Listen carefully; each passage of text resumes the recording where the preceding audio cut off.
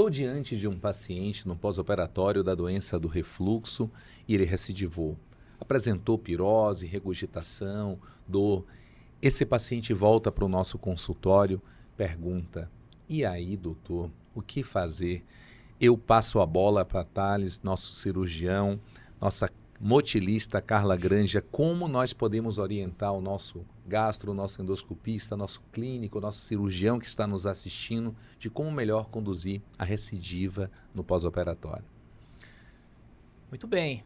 O paciente voltou com o mesmo sintoma que você prometeu para ele que você ia resolver. Você respirou fundo. Falou. Esse é o problema, né? A gente sabe que 20% dos pacientes vão experimentar alguma experiência desagradável no pós-operatório. Tá aí o grupo das recidivas, tá aí o grupo das complicações. Isso precisa saber antes de você indicar a cirurgia. Bom, o grande problema é assim, ele voltou a ter refluxo. Voltou no seu consultório, a primeira coisa para o cirurgião entender, ou para o clínico, se você está atendendo esse paciente que foi operado, antes de oferecer cirurgia, aliás, cirurgia é a última coisa que você vai oferecer para esse paciente, porque assim, se eu estou falando em 80% de bom resultado a longo prazo em pacientes primários, ou seja, que eu nunca operei de fundoplicatura, quando eu vou ver pacientes que eu estou indicando fundoplicatura novamente por uma falha de fundoplicatura, o meu bom resultado é 60% a longo prazo, tá? Então isso é uma outra coisa.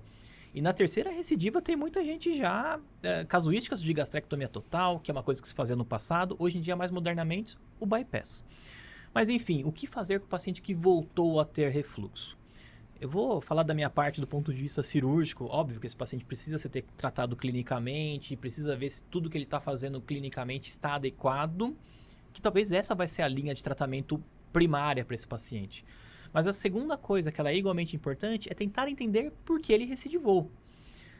É uma cirurgia que a gente fala hiatoplastia mais fundoplicatura, é uma cirurgia que o paciente não precisa ter hérnia para ser operado, mas no final das contas, o pós-operatório desse paciente, a gente precisa pensar como um pós-operatório de hérnia muitas vezes, tá?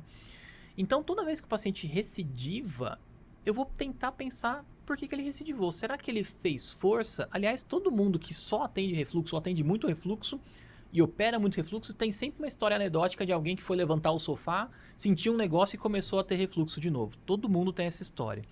Então, recidivou. Eu preciso entender por que ele recidivou para saber se eu consigo tirar esse fator dele.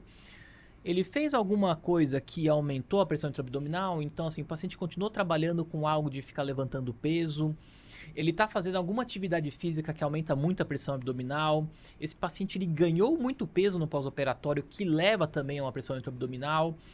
Esse paciente, será que ele está muito bem para comer? Porque o paciente que ele tem algum grau de disfagia ou come de uma maneira inadequada, frequentemente ele vai ter muito reflexo que eventualmente pode provocar vômito. Aliás, vômito no pós-operatório de quem operou fundoplicatura é algo que o cirurgião morre de medo. Porque é o esforço que você mais vai aumentar a pressão intraoperatória. É o esforço que você mais vai aumentar a pressão intraabdominal, é o esforço de vômito. Então, isso tudo precisa ser pesquisado. Será que esse paciente tem algum problema biliar e está ficando nauseado e aí está tentando vomitar, não está conseguindo e recidivou e aí você viu o sintoma, acha que é tudo o mesmo? Então, pesquisar esses fatores do que levou à recidiva para poder propor o tratamento. Obviamente, a primeira linha vai ser o tratamento clínico. Vamos ver se esse paciente vai falhar no tratamento clínico para depois pensar num tratamento cirúrgico. E para pensar no tratamento cirúrgico, só se eu conseguir identificar o que levou ele à recidiva e conseguir banir este fator para poder pensar novamente no tratamento cirúrgico para esse paciente. Carla Granja, como a manometria esofágica de alta resolução pode avaliar uma recidiva num pós-operatório?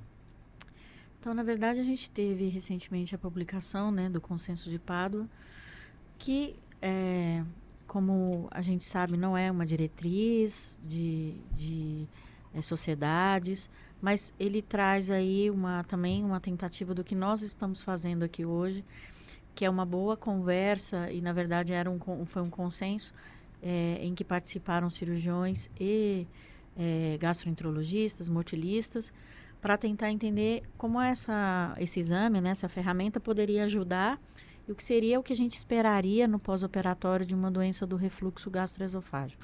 Como eu espero encontrar uma manometria feita num paciente que foi submetido a uma cirurgia.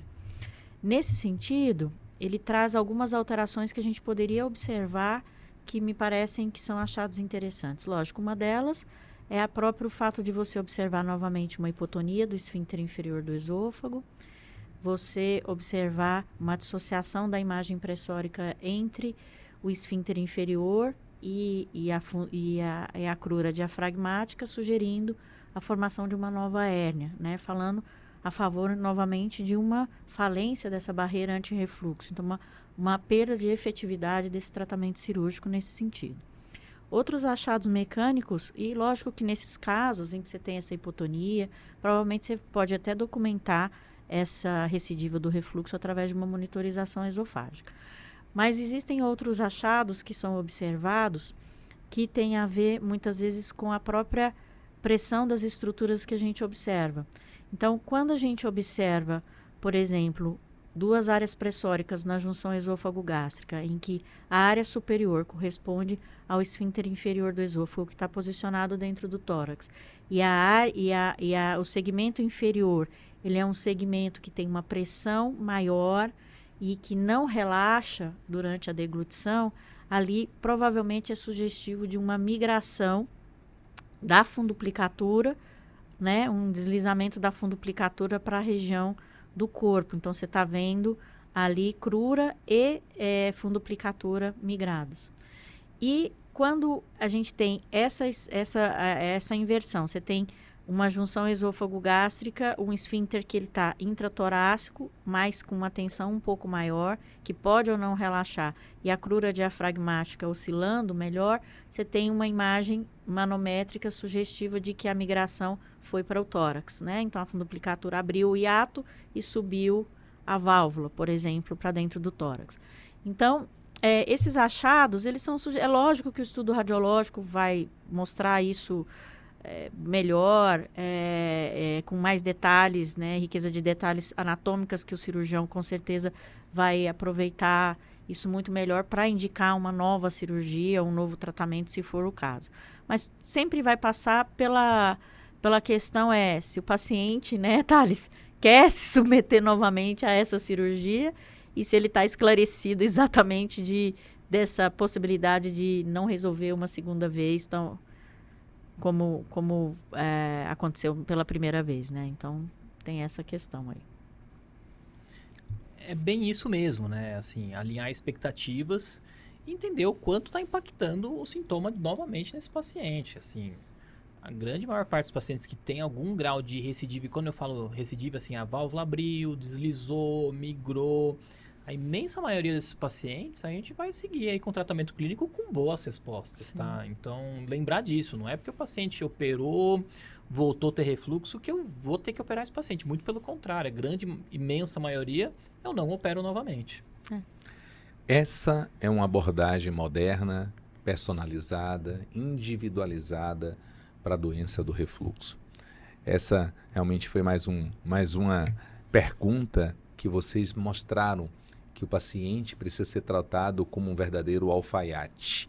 Trata a sua roupa, porque precisa de uma boa e, principalmente, de uma moderna conduta para uma condução de uma doença tão impactante na vida do dia a dia de cada paciente.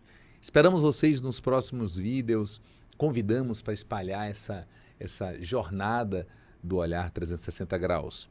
Voltamos em breve. Assine o sininho que tocaremos no seu coração, tocaremos no seu canal daqui a alguns dias.